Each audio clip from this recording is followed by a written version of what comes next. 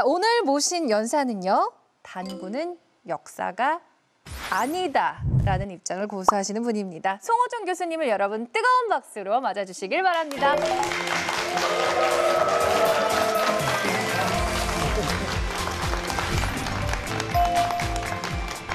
네, 안녕하세요. 방금 소개받은 송호정입니다. 오늘 제가 이야기 드릴 것은 우리 역사상 첫 국가인 고조선에 대해서 말씀을 드리려고 합니다.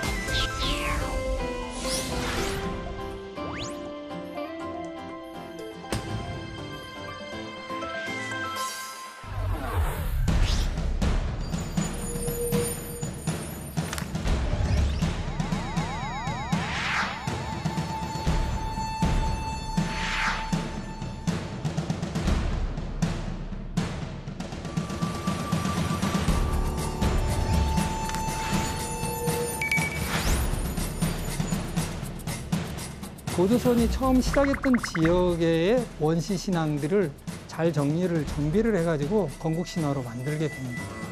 신화적으로 기록된 것들이 계속적으로 역사적 사실로 밝혀지기 시작해요. 유화문명이라는 것은 존재하지 않았다가 답이에요. 주류에서는 지금 요하 문명을 연구하는 사람이 없어요. 저도 궁금해요, 그거. 왜 연구를 안 하는지.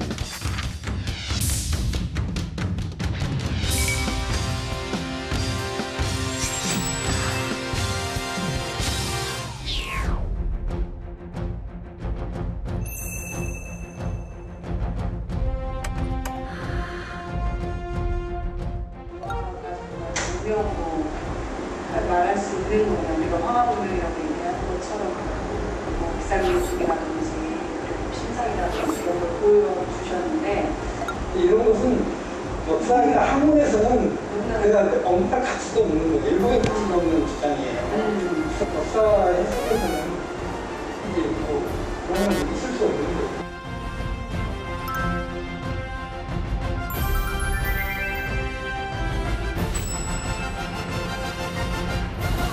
강의 시작하기 앞서서 여러분들의 그 고조선에 대한 이해가 어느 정도 되어 있는지 한번 좀 질문을 한번 해보고 싶습니다. 시험인가요? 그러니까 고조선 이러면 제일 먼저 떠오르는 그 단어나 뭐 그 연상되는 그런 이미지 뭐 이런 것들이 있다면 뭐가 있을까요? 단군 할아버지, 비파형 동거, 고인돌. 네. 비파형 동검, 뭐 탑자식 고인돌, 뭐 또 미송령 토기 뭐 이런 걸 이야기하는 분들은 공부가 좀 되신 분들이에요. 근데 고조선은 제일 먼저 이제 기록된 문헌은 삼국유사인데 거기에는 위만이 세운 위만조선보다 옛날 조선이란 이름으로 고조선이 이렇게 기록이 되어 있고요. 단군이 세운 조선이다 이렇게 되어 있어요. 그런데 그 뒤에 이제 그 이승유가 쓴 제왕기라든지 조선시대의 뭐 세종실록 시리즈나 여러 문헌에서는 고조선이 단군조선에서 그 뒤에 이제 기자에게 왕위를 물려줘서 기자조선으로 이어지고 또 이 기자조선이 나중에 위만에 의해서 이제 또 그 왕위가 이어져서 위만조선으로 이어진다 이렇게 되어 있어서 세 개의 조선이 이렇게 발전하는 것으로 되어 있습니다. 근데 우리는 다 방금 여러분들이 이야기했듯이 앞에 부분 단군조선만을 고조선이라고 생각을 하고 있어요. 이제 그것은 어찌 보면 삼국유사에서 갖고 있는 그런 인식을 그대로 이제 고조선으로 우리가 다 인식을 하는 것이라고 볼 수 있겠습니다. 오늘 여러분들에게 제가 하고 싶은 이야기는 그래도 내가 기존에 이렇게 고조선 하면 일반적으로 이제 단군조선으로 알고 있었는데 과연 그것이 내가 제대로 알고 있는 건지 또 그 실체는 뭔지 이런 부분을 좀 더 이렇게 학계에서 이야기되는 내용들을 중심으로 좀 한 말씀을 드려보려고 합니다. 이제 우리가 이 단군 신화를 인식할 때 기본적으로 전제해야 될 게 뭐냐면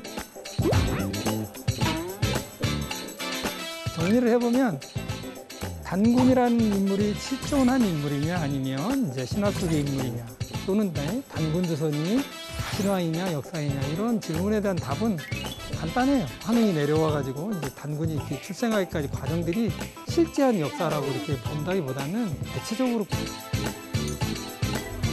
그 삼국유사에 이제 단군 왕검이 세운 고조선이라 해서 단군조선으로 이렇게 기록이 되어 있는데요. 이게 신화 내용으로 되어 있습니다.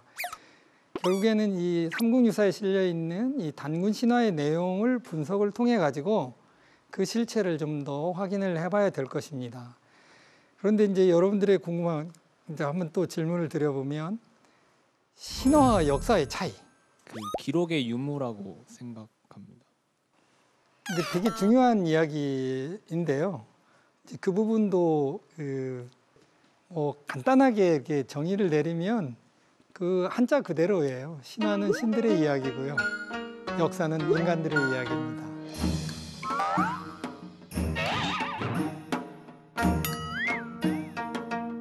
그러니까 역사는 인간들이 남긴 과거의 흔적들이 역사인 거죠. 그런데 그게 만약에 신화라면 신들의 이야기에 불과하고 실제 인간들의 어떤 그런 흔적들이 없는 것이죠. 그래서 단군조선은 존재하지 않았다 이렇게 볼 수 있는 거죠. 그래서 신화인지 역사인지 이 부분은 단군조선이 실려 있는 삼국유사 고조선조의 내용을 우리가 간단하게 분석을 해보면 이게 신화인지 역사인지는 금방 드러납니다. 아주 쉬워요. 그래야 단군조선 그 이야기, 신화 형태로 되어 있는데 다 뭐 초등학교 때부터 배웠던 내용이니까 다 알 거예요. 대체적인 내용은 크게 이제 하늘 세계 부분하고 인간 세계 부분 두 개로 나눠져 있어요. 그죠? 환인이 등장하고요. 그다음에 그 아들 서자인 환웅이 이제 인간 세상에 관심을 두어서 내려오게 돼요. 신단수 밑에서 신실을 열었고 곰이 변한 여인과 결합을 해서 문화 영웅으로서 이 단군이라고 하는 새로운 인물이 출연하면 단군 이야기 내용은 끝이 납니다. 이 왕검은 결국 임금님이라는 우리 말이거든요. 그냥 정치적 지배자란 뜻이에요. 그래서 단군 그 조선 우리 역사상 첫 국가인 단군 조선이 세워질 때의 그 지배 체제나 정치 체제가 대개는 재정일치적인 사회이고 제사장적인 성격도 강하면서 이제 통치를 할 수 있는 그런 지배자의 성격도 가진 그런 인물이 하늘로부터 신성한 기운을 받고 환웅이라는 인물에 의해서 이제 그런 기운을 받아서 탄생했다는 그런 내용으로 이제 단군 그 조선의 내용들이 기록이 되어 있는 거예요. 결국에 이것은 내용을 쭉 보시면 거기에 인간들의 얘기가 있는 게 아니에요. 신화인 거죠. 신화는 신화예요. 그래서 이제 정리를 해보면 단군이라는 인물이 실존한 인물이냐 아니면 이제 신화 속의 인물이냐 또는 단군 조선이 신화이냐 역사이냐 이런 질문에 대한 답은 간단해요. 그 내용을 우리가 분석을 해보니까 신화이거든요. 그러니까 결국에는 그 단군으로 표현되는 지배자가 이제 우리 역사상 처음으로 출현을 하면서 고조선이라는 나라가 형성될 때의 그런 과정들이 그 하늘에 이제 그 어떤 뭐 하느님과 이렇게 연결을 시켜서 신적인 존재로 이렇게 묘사를 한 것이죠. 그래서 단군 조선 내용에는 이제 신성성이 들어있고 역사적인 내용이 이제 좀 찾아보기가 이제 쉽지는 않은데 그렇다고 해서 이제 우리가 이 단군 신화를 인식할 때 기본적으로 전제해야 될 게 뭐냐면 고조선도 이제 나라야 그러니까 이제 어느 시점에 세워졌겠죠. 그럴 때 이제 왕이 있고 이제 관료 조직을 만들겠죠. 군대도 만들고 감옥도 만들고 법률도 만들고 이렇게 해서 이제 국가를 꾸려 나갈 때 백성들을 통치하기 위해서는 이제 지배 이데올로기가 필요한 것입니다. 그래서 그 건국 신화를 이제 나름대로 이렇게 만들어내게 되는데 이제 고조선이 처음 시작했던 지역의 원시 신앙들을 잘 정비를 해가지고 건국 신화로 만들게 되는 겁니다. 그래 이제 보면 이제 어때요? 이 고조선의 그 첫 지배자인 단군이 어때요? 나는 하늘의 신성한 기운을 받고 이게 환웅이라고 하는 사람의 대리자로서 이렇게 이제 역사를 처음에 열었다. 이런 것들을 보여주는 것이죠. 그래서 자기 권위를 내세우는 이런 이제 건국 신화로 만들어진 거예요. 역사적 사실은 아니에요. 그러나 거기에는 고조선이라고 하는 첫 국가가 세워질 때 건국 과정이 어느 정도는 들어있다. 예를 들어 풍백우사 운사라는 게 등장합니다. 바람신, 비신, 구름신 이런 것들은 되게 지배 계급들이 이제 이렇게 이제 뭐 형성되는 모습들을 이제 이렇게 그런 어떤 신의 모습으로 이제 그렸다고 우리가 보고 있고요. 그 다음에 쑥하고 마늘을 먹고서 곰이 이제 사람으로 변하거든요. 이때 쑥하고 마늘은 농업 공동체 사회예요. 그리고 지배 계급이 어느 정도 형성되는 시대는 되게 신석기 시대에서 청동기로 넘어가는 시대예요. 그 시대에 이제 환웅이라고 하는 사람이 하늘에서 내려오는 거죠. 그렇죠? 그때 이 환웅 집단의 경우는 좀 선진 문물을 가진 좀 더 발달된 외부의 집단이 이제 곰으로 표현되는 이런 이제 토착 집단 사회에 와가지고 같이 결합을 해서 단군으로 표현되는 좀 더 새로운 이제 큰 집단으로 이렇게 발전되는 모습으로 우리가 해석할 수 있고요. 그런 정도의 내용이 우리가 이제 처음 고조선 사회를 해석할 수 있는 그런 원론적인 부분인 거죠. 구체적인 뭐 그 기원전 2333년에 뭐 단군이 이렇게 해서 그의 그 환웅이 내려와 가지고 이제 단군이 이렇게 출생하기까지 과정들이 실제한 역사라고 이렇게 본다기보다는 아까도 말씀드렸듯이 대체적으로 고조선이라는 나라가 세워지기까지의 그 신석기에서 청동기로 넘어가는 시대에 이제 어떤 한 지역에서 정치체나 이제 국가가 출현하는 일반적인 과정들을 단군 신화에서 설명을 하고 있다 이렇게 이해를 하시면 좋을 것 같아요.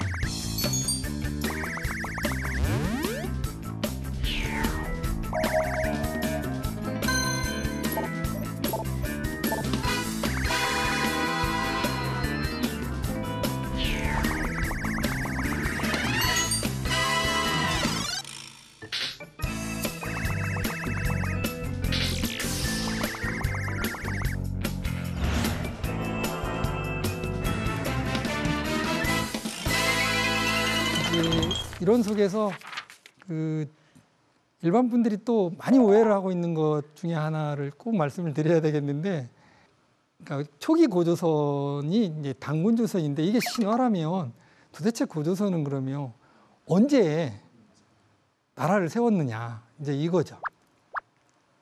다 몇 년으로 알고 있어요? 기원전, 그냥 2334년이 아니라 기원전 BC. 삼국유사에 보면 단군이 나라를 연대를 뭐라고 나오냐면 여고 동시 이렇게 되어 있어요. 높을 고자를 쓰는데 이 고자는 윤임금 요자하고 이제 같은 건데요. 윤임금과 같은 시대이다 이렇게 되어 있어요. 결국에 삼국유사에 그 단군이 처음 나라를 열은 연대를 뭐라고 보고 있냐면 중국과 똑같은 시대에 아주 오래전에 전설상의 중국의 시조인 윤임금과 같은 시대에 우리도 역사가 시작이 되었다. 이런 내용이고요. 그 연대기에 우리가 연연해할 필요가 없어요.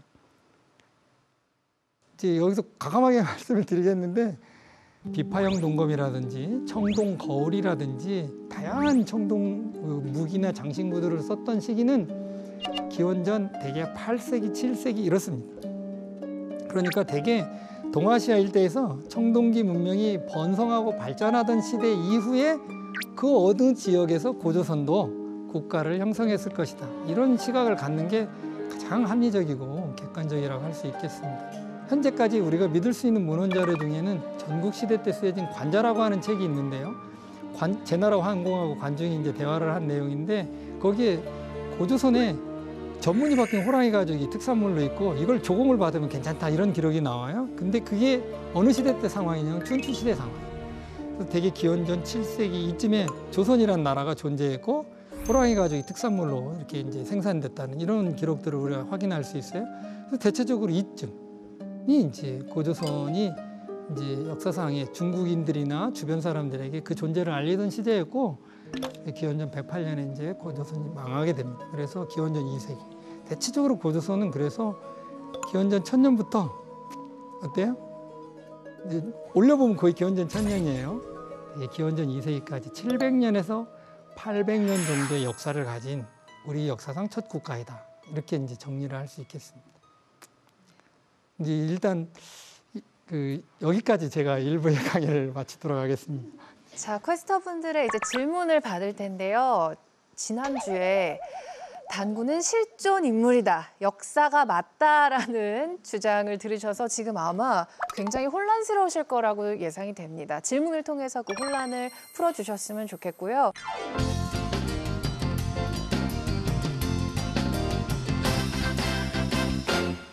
원래 이제 고조선의 도읍을 두고 랴오닝성일 것이다. 북한의 평양이 아니라 훨씬 위에 있는 그런 이야기가 있었습니다. 그래서 고조선의 도읍에 대해서는 어떻게 보는 게 맞을까요? 네, 일부러 강의를 안 했어요. 이게 되게 사실은 뭐 학계에서는 또는 이제 교과서나 개설서에는 쉽게 정리가 되어 있어요. 뭐 요녕성 중심설, 그다음에 평양 중심설, 그다음에 우리 학계 이제 통설은 이동설인데 중심지가 이렇게 제 의견을 포함해 가지고 제가 말씀을 드려보면 이제 이 랴오닝성, 이 요녕성 일대에 고조선이 있었다고 하는 것들은 결국에는 이제 그 역사는 이 자료에 입각해서 해석을 할 때 제일 중요한 게 이제 저는 최종적인 해석은 문헌 자료를 가지고 해석을 해야 됩니다. 그런데 문헌 자료에 어디에도 요녕성 일대에 고조선이 있었다는 내용이 없습니다. 그리고 고조선 중심지가 이동됐다는 내용도 없고요. 고조선사와 관련된 유일한 사료는 사마천이 쓴 사기 조선열전입니다. 거기에는 단군조선 내용 하나도 없고요. 기원전 4, 3세기 전국시대 때 중국 세력이 진출하면서 요동 일대에 중국 애들이 장성을 설치하는 기록으로부터 시작이 되고 결국에 유만이라고 하는 사람 때부터 고조선이 이제 발전을 해서 전성 시기가 되었다 이렇게 되어 있거든요.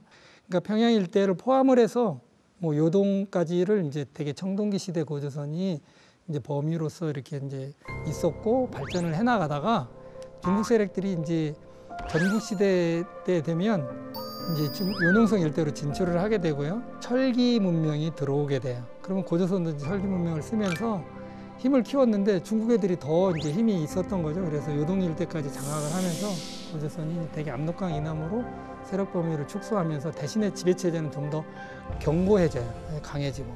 그래서 더 강한 나라가 되었다 이렇게 이제 기록에 나오거든요. 대체적으로 이런 시각을 갖는 게 저는 좀 합리적이라는 이런 생각을 하고 있어요.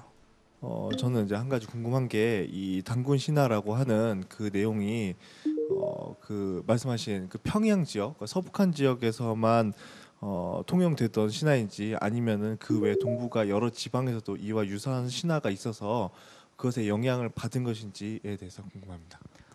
단군 그 신화와 관련된 그런 신앙들은 이제 멀리 보면 그 우리 뭐 고구려의 동맹이라든지 이제 이전에 그 제천 신앙과 관련된 이런 부분하고도 연결이 된다고 볼 수 있습니다. 그런데 대체적으로 보면 결국에는 이제 뭐 평안도, 그다음 황해도 뭐 일대를 중심으로 해서 그 단군 신화로 표현되는 그런 신앙들이 쭉 있어 왔던 거죠. 그런 이제 의식들도 행하고 이제 믿음들도 있어 왔는데 그런 것들은 이제 그 후대의 이야기고요. 그 신화의 내용으로 보면 곰하고 호랑이가 나오거나 뭐 이런 부분들을 보면 중국 동북지방 일대에서 흔히 볼 수 있는 짐승이에요. 중국의 이제 그 시조 설화인 황제 설화에도 보면 호랑이는 이제 나쁜 그런 사람들을 이제 이렇게 벌을 주는 그런 짐승으로 등장하고 곰의 경우는 이제 되게 순박한 짐승으로 등장하고 뭐 농업 공동체 사회의 모습도 있고요. 그다음에 이제 그 중국 산동성에 무시사당에 이렇게 이제 중국 황제의 시조 설화 벽화가 그려져 있는데 단군 신화로 해석을 해도 크게 차이가 없는 바람신, 비신, 구름신도 나오고요. 곰과 호랑이도 등장하고요. 그다음에 농업 공동체 사회 모습도 등장을 해요. 그래서 이 단군 신화는 평양 지역의 원시 신앙을 정리한 것은 이제 그렇게 볼 수는 있는데 대개 동북아시아 또는 동아시아 전체에서 농업 공동체 사회에 그 지배자나 또는 이제 뭐 국가나 정치체가 수립할 때 건국 신화들은 되게 비슷했고 하늘에서 이제 주인공이 지배자가 내려오는 천강 신화 뭐 이런 형태의 틀을 갖거든요. 이제 그런 부분에서는 대체적으로 동아시아 일대가 되게 비슷했다. 농업 공동체 사회 뭐 이렇게 또 말씀드릴 수 있을 것 같아요. 청동기 10세기부터 해가지고 고조선 국가 탄생을 그때쯤 잡으신다고 하셨잖아요. 그런데 그 다른 문명이라든가 사례를 보면은 메소포타미아 문명 도시도 청동기 시대 아닌데 그 8,000년 전 신석기 시대인데도 도시 유적지가 나타나고 그런 거 보면은 꼭 금속이 있어야만이 국가나 문명이 성립된다고 볼 수 없는 것 같은데 굉장히 뭐 예리한 질문이기도 하고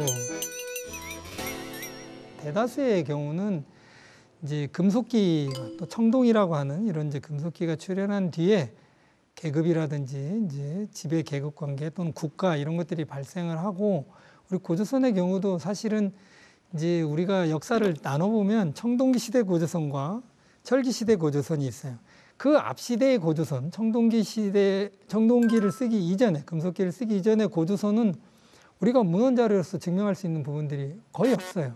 그렇기 때문에 그 부분은 이야기할 수가 없고, 이제 그래도 문헌 자료와 관련을 해서 고조선이 국가라고 하는 거 또는 권력체를 형성했다고 하는 시기는 대개 금속기를 쓰던 시대 이후로 설명을 하는 것이 합리적이고 무난하기 때문에 이제 제가 이렇게 말씀을 드린 거고, 질문하셨던 뭐 금속이 있어야 꼭 국가를 형성하냐 이런 부분들은 최근에는 이제 그 뭐 오화량이나 동산치 이런 데에서 나오는 유적이라든지 뭐 이런 것들을 통해 가지고 신석기 시대에도 충분히 권력 관계 이런 것들이 이제 형성될 수 있다는 이런 주장들은 뭐 당연히 이제 받아들여야 되고 뭐 저도 이제 그런 부분들은 동의를 합니다만은 우리 역사로서 고조선의 경우는 이제 어쨌든 우리가 그 고조선의 성립 배경 지역으로 볼 수 있는 지역과는 이제 그 유화 문명이 좀 떨어져 있고 그 금속기를 쓰기 이전에 뭐 문명으로 해석할 수 있는 또는 고조선이 뭐 어떤 권력 관계를 형성했다고 볼 수 있는 그런 근거가 되는 이런 유적들이 없기 때문에 저는 이제 일반적인 차원에서 그냥 금속기를 쓴 이후에 고조선이 국가를 형성했을 거다 이렇게 정리를 한 거죠. 네, 감사합니다. 자, 고조선을 어떻게 해석해야 되는지에 대한 다양한 의견들이 있는데요. 교수님의 두 번째 강의 이어서 듣도록 하겠습니다. 단군의 실존 인물을 본다고 할 때 기원전 2333년에 나라를 세웠는데 유화 문명은 어때요? 4,000년 전이에요. 기원전 4,000년. 시공간적인 차이라는 게 3,000년, 4,000년 이래. 다시 말하면 쉽게 말하면 역사는 상식적으로 이해가 돼야 되는 거예요. 이게 이제 우화량 유적 같은 경우는 저도 4번을 가봤는데 2부에서는 이제 좀 유화 문명의 실체에 대해서 한번 말씀을 드려볼까 합니다. 이것도 되게 쉬워요. 근데 뭐 유화 문명이라는 것은 존재하지 않았다가 답이에요. No, no. No, no, no, no, no. 근데 이제 아마도 그 뭐 명확한 팩트로 존재했다 이렇게 이제 강의를 들으셨을 것 같은데 이제 유화 문명이라는 것은 요하 일대에 펼쳐졌던 문명인데 이제 중국에서 2002년도부터 동북공정이라는 것을 합니다. 그래서 공식적으로는 5년간 2007년까지 5년에 걸쳐서 동북공정을 진행을 했는데 사실은 지금도 진행이 되고 있는 거예요. 이제 공식적으로 국가에서 이렇게 이제 외부에 이렇게 국가 사업으로서 드러내놓고 이제 했던 것은 이제 2002년부터 2007년까지인데 동북공정을 하는 중에 대개 2005년에서 2006년 사이에 유화 문명이라고 하는 그런 이제 논리를 하나를 만들어냈어요. 여러 가지 것들이 있어요. 이제 단대공정이라고 먼저 해서 중국의 이제 역사 중에 신화의 시대를 역사 시대로 만드는 그런 작업들을 먼저 했고요. 그 다음에 이제 지역 문명 만들기라 이래가지고 어떤 이제 하나의 지역 일대에서 펼쳐졌던 굉장히 이른 시기의 그런 문화의 흔적들을 이제 중국 문명의 원료로 해석하는 이런 작업들을 하게 되고 하다가 보니까 이 요녕성 일대에 이제 요하 서쪽 일대인데요. 우화량이라고 하는 유적이 이제 그 발견이 되었고 그 다음에 그 조금 건너서 이제 객자현이라고 하는 곳에서 그 동산취라고 하는 이제 이런 재단 유적이 이렇게 조사가 되었는데 이게 상상을 초월하는 거예요. 이게 이제 우화량 유적 같은 경우는 저도 4번을 가봤는데요. 이게 이제 그 철도를 하나를 사이에 두고 이제 이렇게 신전이 펼쳐져 있는 이런 산지가 쭉 한 곳이 있고 그다음에 철도 이제 아래쪽으로는 무덤들이 돌무덤들이 이제 적석층들이 이렇게 쭉 펼쳐져 있는데 뭐 우리가 생각하기에 이 구릉 산맥 전체에 다 퍼져 있어요. 그래서 이제 이걸 놓고 중국학계에서 엄청 고민을 하게 됐어요. 그래서 지금 현재는 어떤 상황이냐면 중국의 이제 사마천이 쓴 사기에 보면 누르 황자를 쓰는 이 황제가 시조로 나오는데 이 황제족의 후예들이 남긴 문명이다. 이런 해석을 결국에 하게 되었고요. 그 다음에 이제 그 일대에서 여러 정치체와 국가가 출현을 합니다. 신석기 시대부터 청나라까지의 이 모든 역사는 다 중국의 역사다. 이런 해석을 하게 되고요. 그리고 황하 일대에서 이게 형성됐던 그 신석기 문명보다 연대가 몇천 년이 올라가는 거예요. 그래서 이제 중국 문명의 원료를 세 개의 지점을 설정을 할 때 요한 문명이 가장 앞서 문명이고 중화 문명의 가장 중요한 원료가 되었다. 이런 해석을 결국에 중국에서 하게 됩니다. 이것을 놓고 우리 학교에서도 이런 게 있어 이러고서 이제 가게 된 거예요. 이제 관심을 많이 가졌던 것은 고구려라고 하는 나라가 요하 서쪽까지 진출을 했을 거다. 뭐 이런 이제 거에다가 그 다음에 그 앞에 있었던 고조선이 비파형 동검 문화를 이제 주도를 했고 그걸 이제 번성시켰던 나라인데 비파형 동검이 제일 많이 나오는 데가 요하 서쪽이거든요. 그러니까 이제 여기에서 이런 게 나왔어 이러고서 가서 보니까 이제 사람들이 되게 흥분을 하게 되었고 거기에서 나오는 이제 이 적석총 유적을 놓고서 비록 4,000년 뒤의 역사지만 고구려에서도 적석총을 만들지 않았느냐. 그다음에 이제 높은 그 산에 신전을 만들어서 여신상이 나온 이제 그런 그 신전이 있는데 여신상 얼굴은 하나 있지만 몸체는 붙여보면 한 5개 채가 나오거든요. 그래서 여신상을 한 5개 채를 놓고 신전을 만드는 이런 이제 어떤 커다란 공동체 사회가 있었는데 그게 바로 단군조선 아니겠느냐 이런 해석을 이제 우리가 하게 됐어요. 고조선으로 우리가 이제 해석을 하는 단군조선으로 해석하는 사람들의 논리적인 근거라는 게 문헌을 남긴 시대가 아니기 때문에 문헌으로는 설명을 할 수가 없어요. 그래서 그 이후에 펼쳐졌던 우리의 고대 역사와 관련된 그런 문명과 유사한 것들이 보인다. 이것을 그냥 유일한 근거로 내세우고 있는데 그 시차라는 게 시공간적인 차이라는 게 3,000년, 4,000년 이래요. 그래서 제가 요하 문명을 단군조선으로 해석하는 이것은 오늘날 우리가 쓰고 있는 이런 이제 밥그릇이라든지 어떤 우리의 어떤 생활 문화의 어떤 그런 요소들하고 3,000년 전에 어느 지역에서 똑같은 게 있었어요. 그러면 그건 우리 민족, 우리 조상이야. 이렇게 해석하는 거하고 똑같다. 이렇게 말씀을 드릴 수 있어요. 역사는 어때요? 과학이에요. 객관적이고 합리적인 사례에 입각한 해석이 반드시 있어야지 역사라고 할 수 있는 거예요. 다시 말하면 쉽게 말하면 역사는 상식적으로 이해가 돼야 되는 거예요. 상식적으로 이해가 안 되면 그건 역사가 아닌 거예요. 이것은 판타지도 아니에요. 이제 제가 이렇게 말하면 좀 그런데 좀 심한데 일고의 가치도 없는 이야기예요, 사실. 더 중요한 것은 과연 이걸 문명으로 해석할 수 있느냐는 거예요. 문명이라는 게 정의를 내리면 우리가 문화와 문명의 차이가 있는데 문화는 사람들이 남긴 그냥 생활 양식 그 자체를 이야기해요. 사상도 될 수 있고요.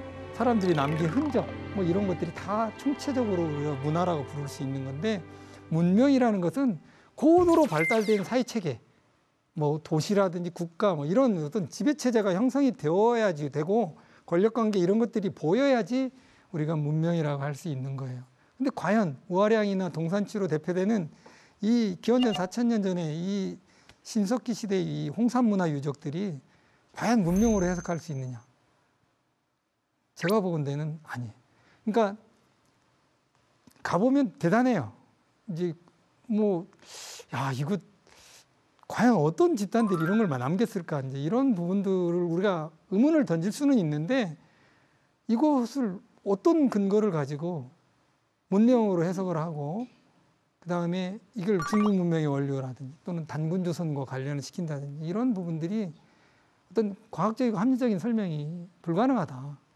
세계의 역사상으로도 유례가 없는 일이에요. 사실은 이게 이제 그 요한 문명의 사실은 일반 이제 그 시민 단체나 그 정통으로 역사적인 그런 이제 사료를 읽고 훈련이 되지 않은 분들, 역사와 유사한 이야기를 하지만 진정한 역사 내용은 아니다. 그래서 유사 역사학자라고 그렇게 부르는데 이제 그런 분들이 좀 매달리는 자료가 요한 문명이에요. 그런데 요한 문명은 실제 들어가 보면 이제 내용이 별로 없고, 근데 이분들도 이렇게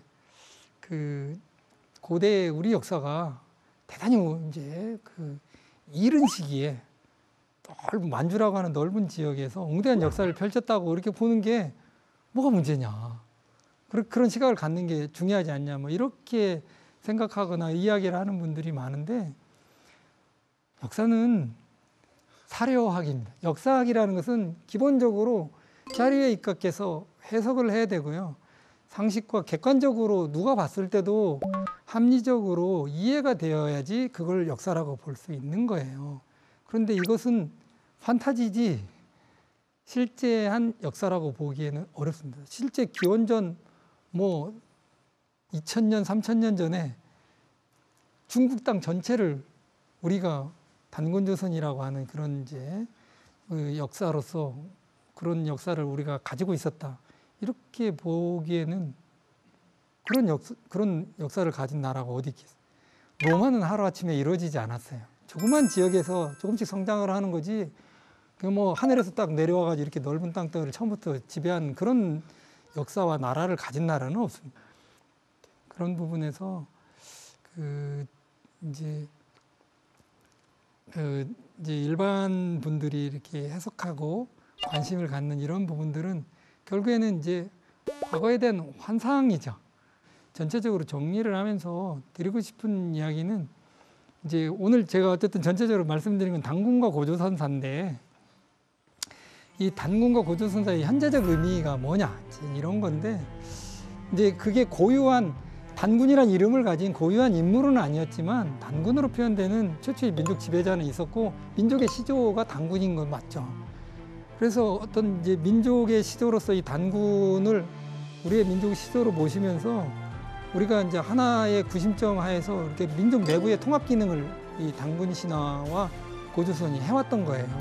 그리고 또 외부로부터 외세들이 우리에게 이제 침입을 해왔을 때 우리가 이제 대외적으로 우리의 정체성을 이제 높이고 우리가 하나로 이렇게 서로 단합하는데 단군에 대한 인식 이런 것들이 대단히 중요한 기능을 했던 거예요.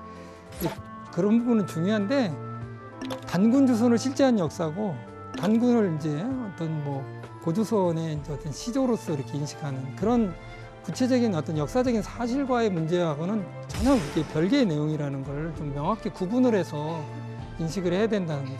근데 이게 그냥 같이 이제 혼용이 돼 있는 거예요. 단군 조선의 내용이 단군 신화로 표현이 되어 있고, 이제 고조선 건국 과정의 내용들이 어느 정도 들어있다는 이런 이야기들을 이렇게 좀 매도하거나 이런 이제 분위기는 좀 곤란하다, 우려가 된다, 이런 말씀을 마지막으로 드리고 싶습니다. 네, 마지막 말씀이 핵심이었던 것 같아요. 자, 여러분 질문 키워드를 이제 또 준비를 해주시면 되는데요. 지금 곤란합니다, 교수님. 요한문명, 고기, 여신상 이런 얘기를 들었는데, 똑같은 얘기를 분명히 들었는데 정반대의 결과를 내주시니까 너무 헷갈려요. 무슨 생각을 해야 될지를 모르겠어요. 어떻게 해요?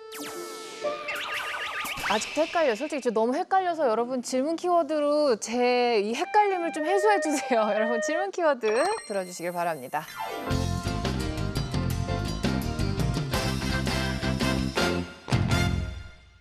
저번 주 우시라 교수님께서 주류 사학계가 요한문명을 안 다루는 것에 대해서 답답하다고 하셨는데, 교수님께서는 역사 교육과 교수시니까 주류 쪽이 있으라고 생각을 하는데, 교수님께서 그 발언에 대한 생각이 궁금합니다.